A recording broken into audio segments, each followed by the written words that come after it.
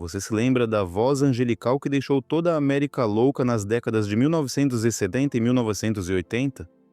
Essa era Linda Ronstadt, a mulher com 11 prêmios Grammy e milhões de corações devotados.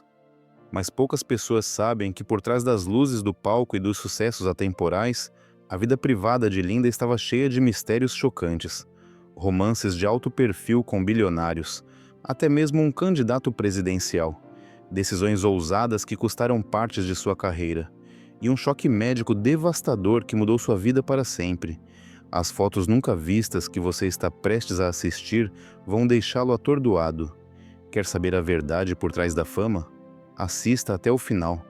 Você nunca verá Linda Ronstadt da mesma forma novamente. E enquanto isso, certifique-se de se inscrever no canal para não perder nenhuma nova história não contada sobre estrelas de Hollywood. Esmague o botão like e acerte o sino de notificação.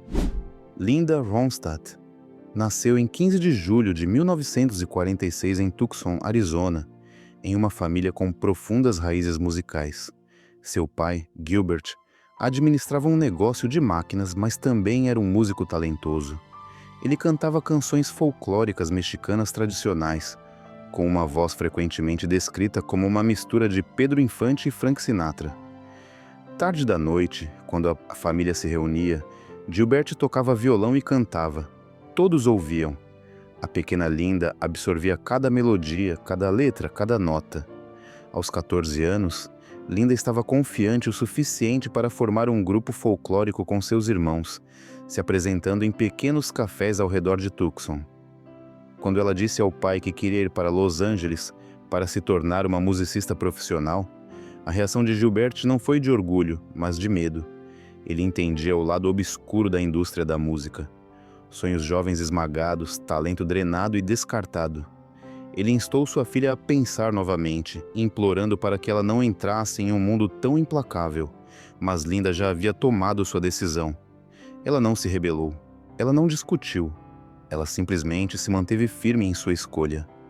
Em 1965, com apenas 18 anos, Linda abandonou a faculdade. Gilbert percebeu que não poderia mais manter sua filha em casa. Em vez de continuar a impedi-la, ele escolheu prepará-la. Ele deu a Linda sua posse mais preciosa, um violão Martin. Ao entregá-lo a ela, ele disse algo que era tanto uma bênção quanto um aviso. Enquanto você possuir este violão, você nunca passará fome.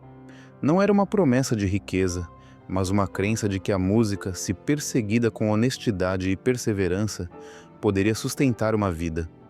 Linda partiu para Los Angeles com o violão, sua voz e apenas 30 riders no bolso.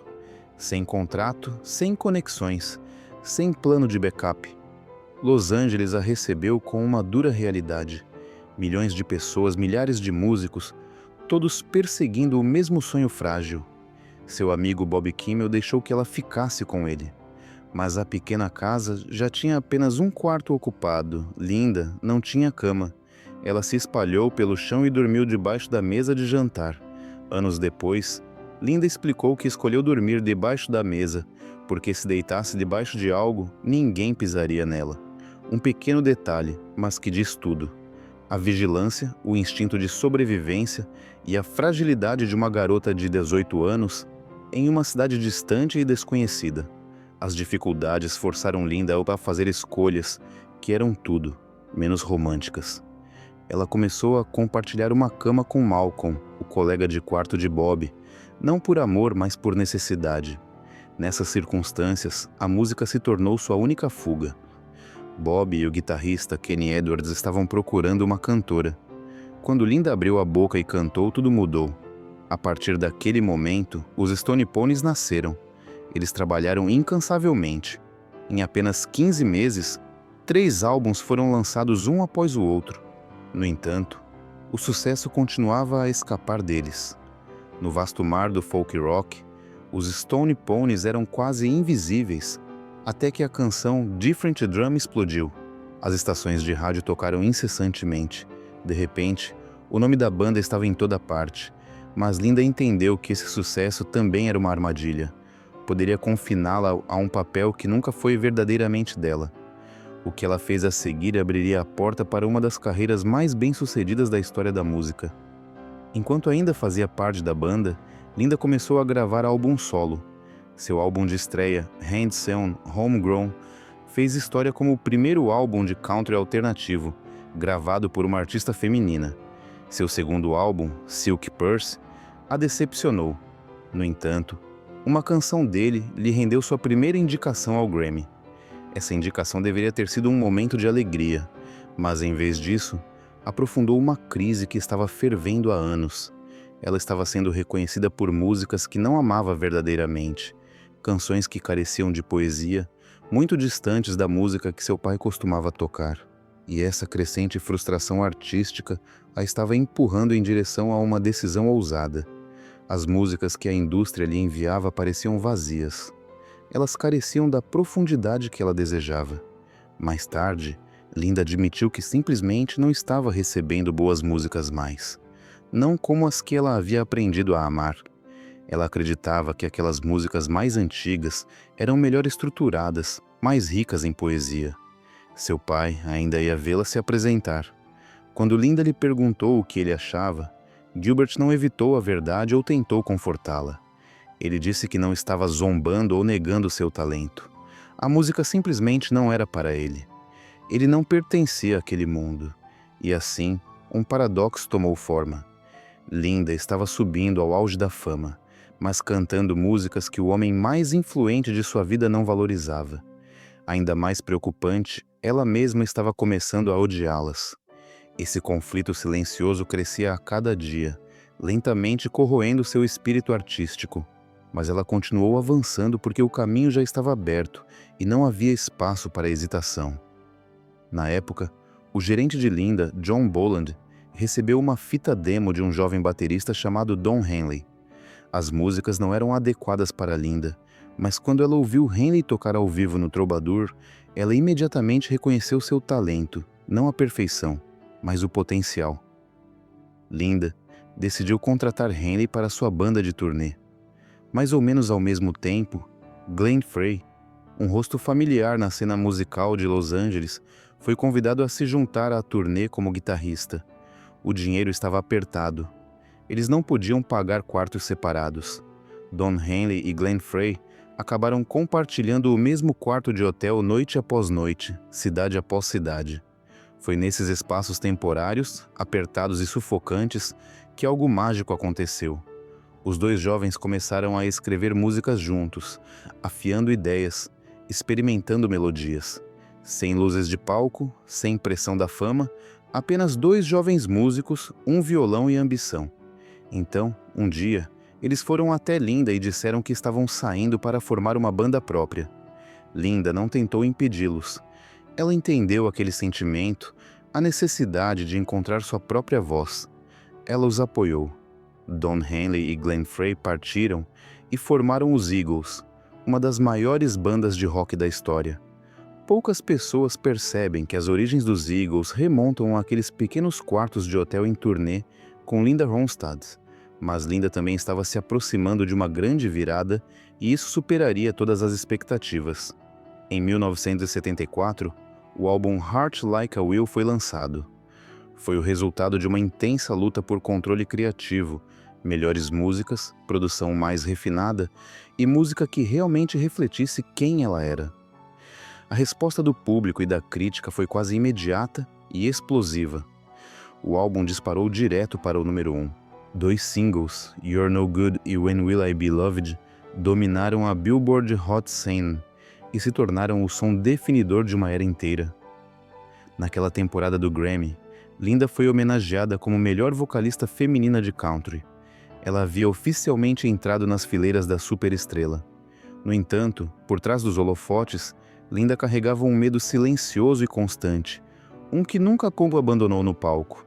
Seu novo gerente, Peter Asher, a observava se apresentar noite após noite e gradualmente percebeu que algo estava errado. Linda olhava para o público e imaginava os piores cenários possíveis. Ela acreditava que estavam sussurrando sobre quão ruim ela era, que ela era a pior cantora que já tinham ouvido. Mais tarde, Linda admitiu que nunca sentiu que cantava bem o suficiente. Ela odiava fazer contato visual com o público. A ironia era cruel. Uma das maiores vozes da história da música estava presa por uma dúvida incessante. Milhões de discos vendidos, paradas conquistadas, prêmios prestigiosos se acumulando. No entanto, dentro de sua mente, uma pergunta continuava ecoando. Eu sou realmente boa o suficiente? A maneira como ela enfrentou esse medo foi surpreendentemente simples. Linda se dizia: respire, então cante. Sem truques psicológicos elaborados, sem técnicas secretas, apenas respire e cante. Show após show, ela se forçou a enfrentar o medo. Ela até admitiu algo mais chocante. Quando ela começou, ela não era boa. Por muito tempo ela ainda não era boa. Mas ela não desistiu. Ela praticou. Ela aprendeu. E ela lentamente se tornou melhor. Uma superestrela admitindo abertamente que não era uma gênia nata. Ela teve que trabalhar, lutar para melhorar através da pura força de vontade. Mas sua maior vitória ainda estava por vir. Em 1977, Simple Dreams foi lançado. O álbum se tornou um dos discos mais vendidos da década. Sua versão de Blue Bayou mostrou toda a amplitude e profundidade emocional de sua voz. It's So Easy conquistou o coração da América. Blue Bayou se tornou a canção eternamente associada ao nome de Linda. Então, o impensável aconteceu. Simple Dreams tirou Rumors de Fleetwood Mac do primeiro lugar. Isso foi extraordinário. Rumors já era considerado um dos maiores álbuns da história, aparentemente intocável até que Linda Ronstadt o empurrasse para o lado. Em 1978, suas vendas de álbuns sozinhas já haviam ultrapassado 17 milhões de dólares. Ela tinha 6 álbuns de platina. A revista Time a chamou de uma das maiores estrelas do rock do mundo. Em uma indústria dominada por homens, Linda estava sozinha no topo. Ela vendeu mais discos do que qualquer outra pessoa, mas o sucesso veio com um custo que ela nunca havia antecipado, e estava prestes a consumi-la. Os estádios estavam lotados todas as noites. 15 mil pessoas, 20 mil pessoas, todas gritando seu nome. Então, ela saiu do palco. A multidão desapareceu. Quartos de hotel vazios em cidades que ela não conhecia. Pedindo serviço de quarto sozinha, assistindo televisão sozinha, dormindo sozinha. A solidão era avassaladora. Um fantasma que a seguia em todos os lugares. Anos depois, ela admitiu que a humanidade ainda não havia inventado uma palavra poderosa o suficiente para descrever a solidão suportada por pessoas em turnê. Os medos de seu pai estavam se tornando realidade. Todas as noites, ela estava diante de milhares, mas estava completamente sozinha. E a maneira como ela lidou surpreendeu a todos. Ela morava em Malibu, atrás de portões fechados. Quando não estava em turnê, ficava em casa, sem festas, sem estreias, sem imersão na cena de Hollywood. Então, o que a maior estrela feminina do rock do mundo fazia com seu tempo?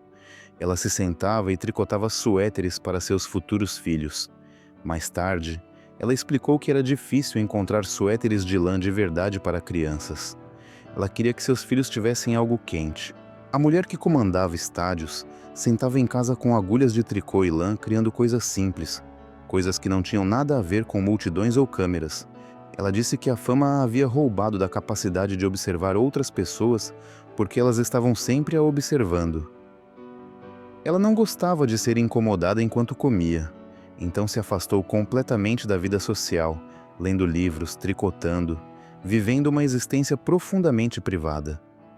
A rainha do rock passava suas noites buscando paz através da agulha e do fio. Era a única maneira de ela sobreviver. Mas a solidão permeava tudo, especialmente o amor. Seu primeiro relacionamento sério foi com um homem que entendia intimamente a indústria da música, John Bolan.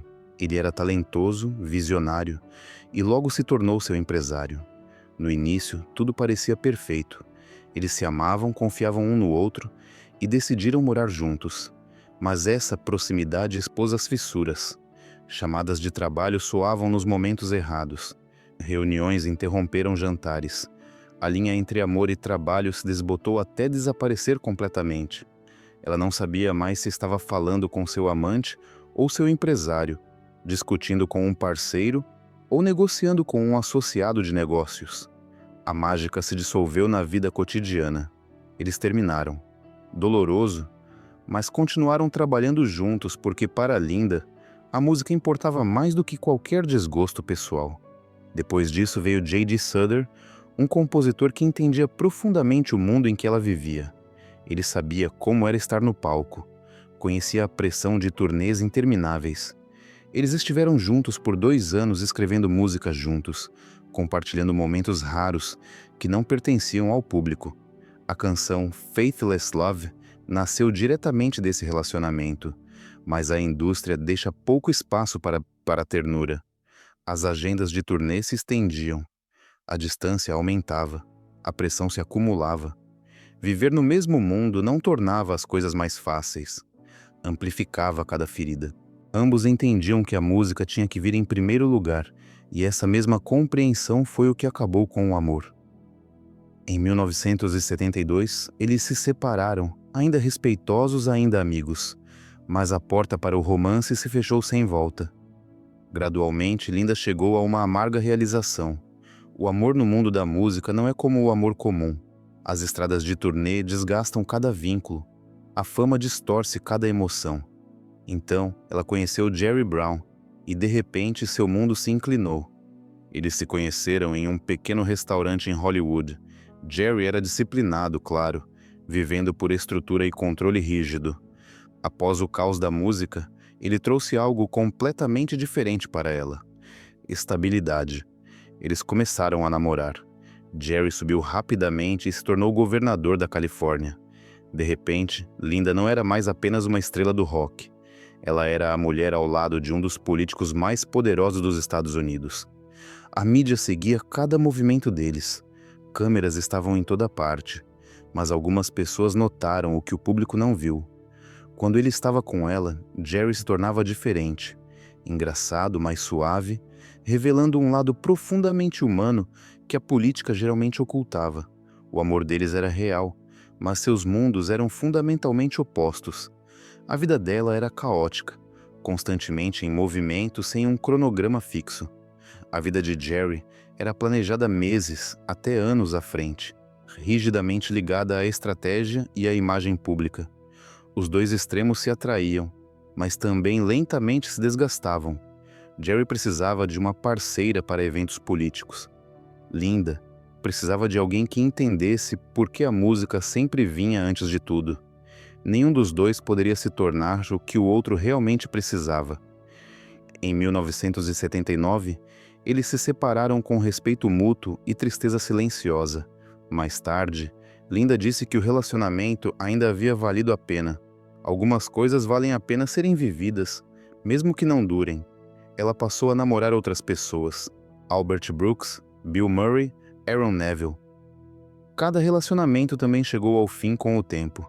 Mais tarde, ela disse ao Washington Post que não tinha absolutamente nenhum talento para o casamento. Nenhum mesmo. Linda nunca se casou. Em vez disso, no início dos anos 1990, ela fez uma escolha diferente, silenciosa, mas transformadora. Ela adotou 2 crianças, Mary Clementine e Carlos. A partir daquele momento, o mundo de Linda se tornou menor, mas mais completo do que nunca. A música ainda estava lá, mas as crianças se tornaram o centro, a razão pela qual ela acordava todas as manhãs. No entanto, sob a superfície calma, uma antiga luta começou a ressurgir. Não vinha do palco ou dos holofotes ou da pressão da fama, mas de um lugar muito mais profundo: memórias de seu pai e as melodias de sua infância. Linda começou a ansiar por gravar música mexicana, a música que seu pai costumava tocar em casa. Canções com ritmos simples enraizados na terra, ricas em memória e identidade. Para ela, isso não era apenas música, era um retorno. Para a indústria, no entanto, era impensável. Eles balançaram a cabeça. Ninguém quer ouvir isso, ninguém vai comprar. Muito arriscado, muito estranho para o gosto mainstream. Eles a lembraram do título que eles mesmos haviam criado, a rainha do rock. Por que abrir mão desse trono? Por que arriscar toda uma carreira em canções que a maioria do público americano nem entenderia? Mas Linda não estava mais seduzida por títulos. Na verdade, talvez ela nunca tenha realmente acreditado neles. O que importava para ela era a autenticidade. canções que seu pai não poderia cantar, letras com alma, profundidade e poesia. E assim, ela seguiu em frente apesar das ondas de dúvida e crítica. Alguns a chamaram de imprudente. Outros disseram que ela estava destruindo seu próprio legado. Os insiders da indústria eram ainda mais frios. Eles disseram a ela abertamente que ela estava virando as costas para milhões de dólares. Mas Linda continuou. Em 1987, ela deu o salto mais ousado de sua vida. Ela apareceu na televisão nacional com uma banda de mariachi. Milhões assistiram. Não havia como voltar atrás sem rede de segurança. Apenas ela, os músicos e a música em que acreditava. E então, o impensável aconteceu. A apresentação não apenas teve sucesso, ela explodiu. Tocou uma profundidade emocional que a música rock às vezes não conseguia alcançar. Sinceridade crua e desprotegida. O álbum foi lançado em meio a previsões sombrias. As pessoas disseram que seria suicídio comercial. A realidade provou o oposto. Mais de 2 milhões de cópias vendidas, platina. Linda provou que ainda havia um público faminto por tradição, faminto por canções com uma verdadeira alma. Ela não estava apenas certa. Ela abriu uma porta que a indústria havia ignorado deliberadamente. Assim como ela estava quebrando todas as expectativas, outra escolha inesperada apareceu. No início dos anos 1980, Linda concordou em estrelar um musical da Broadway. A decisão surpreendeu muitas pessoas.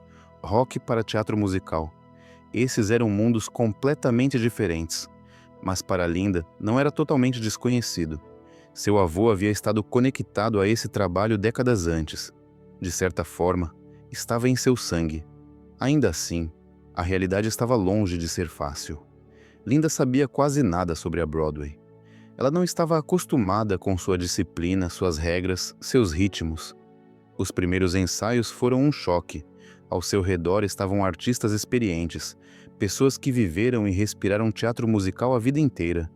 E lá estava ela, instável, confusa, mais assustada do que jamais estivera diante de dezenas de milhares de fãs de rock.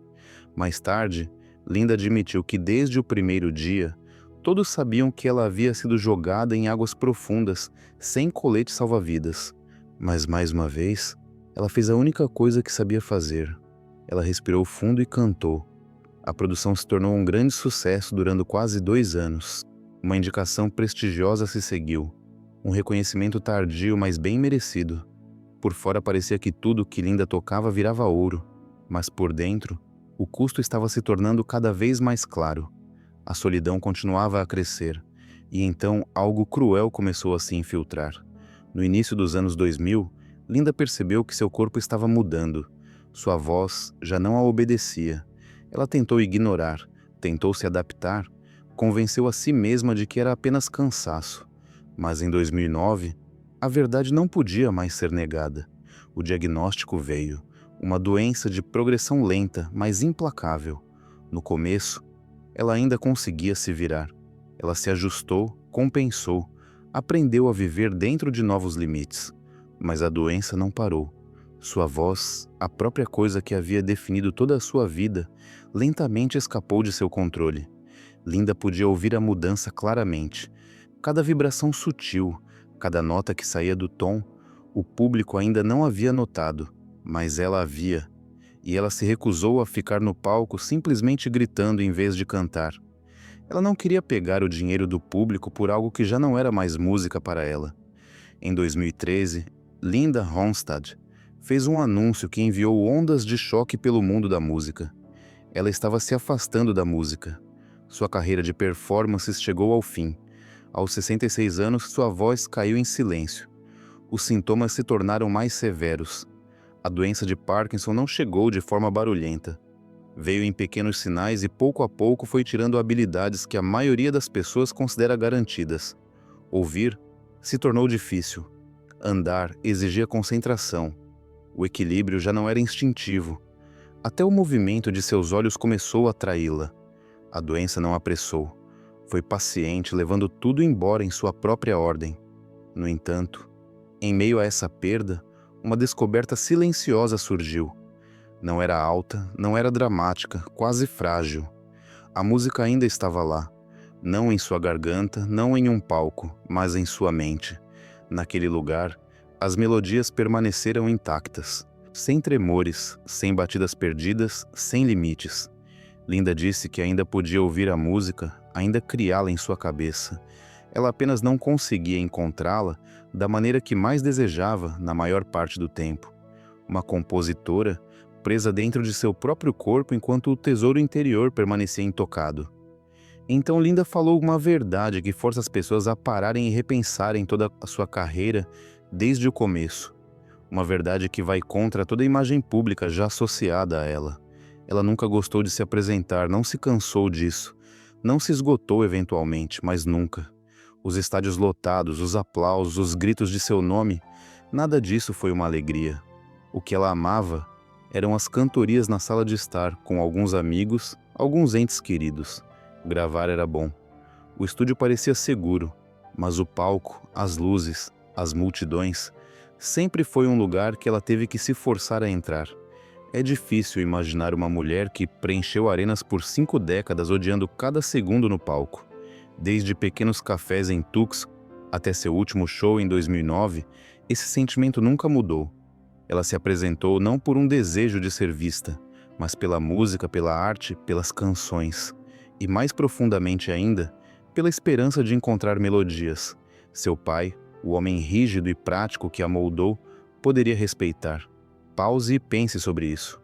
50 anos de performances, 50 anos de medo, 50 anos subindo ao palco com a crença persistente de que ela não era boa o suficiente.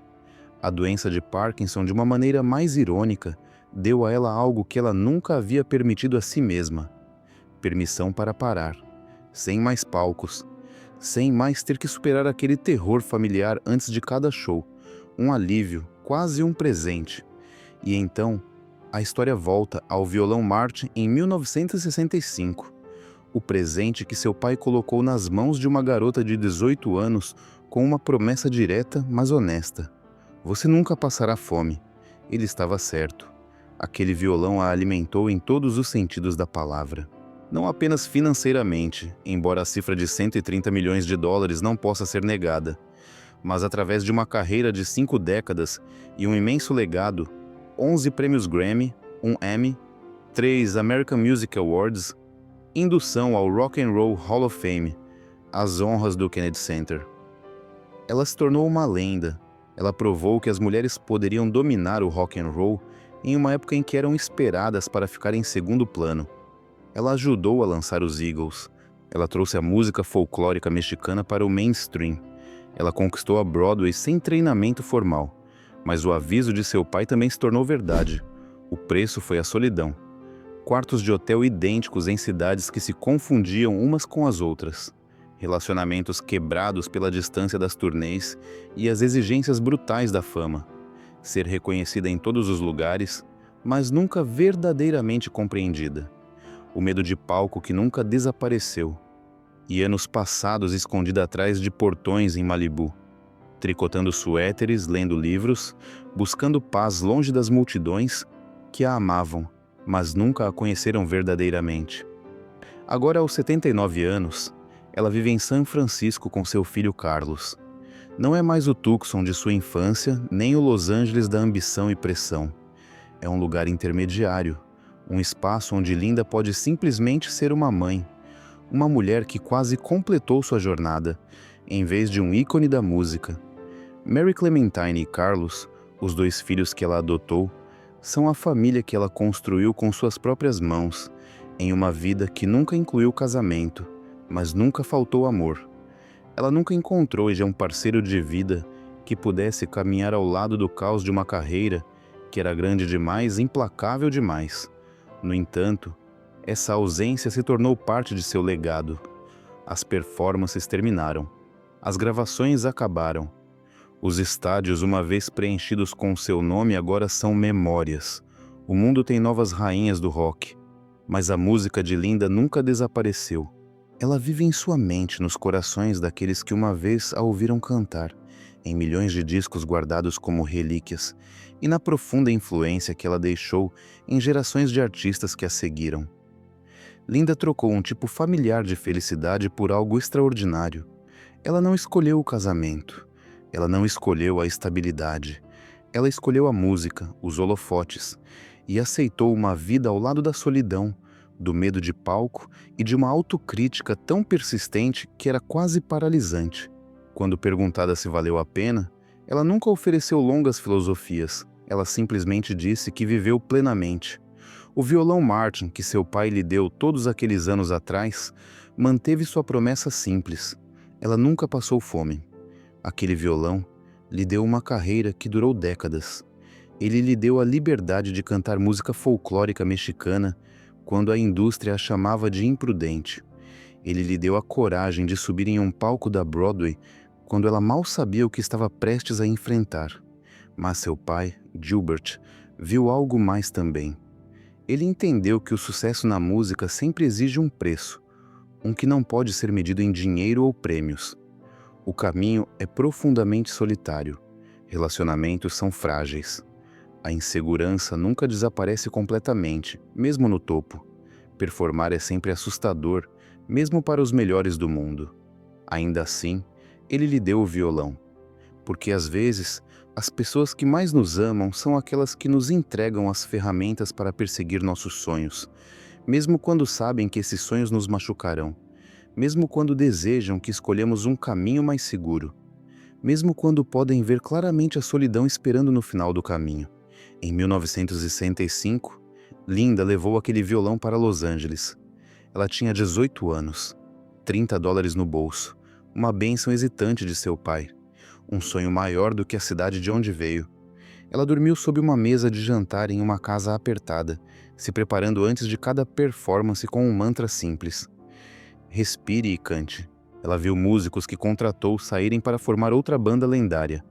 Ela conquistou o rock, depois o country, depois a Broadway, depois a música folclórica mexicana. Enquanto acreditava que nunca era boa o suficiente, ela tricotava suéteres sozinha em Malibu, enquanto milhões ao redor do mundo gritavam seu nome. Ela amou, mas não conseguiu segurar o amor. Ela escolheu a maternidade em seus próprios termos. E quando a doença de Parkinson tirou sua voz, o instrumento que definiu toda a sua vida, Linda finalmente recebeu algo profundamente humano. Permissão para parar, para não mais subir ao palco, para fazer música apenas em sua mente. A garota, que uma vez dormiu debaixo de uma mesa, se tornou uma lenda da maneira mais paradoxal imaginável, enfrentando seu maior medo e, através disso, mudando a música para sempre.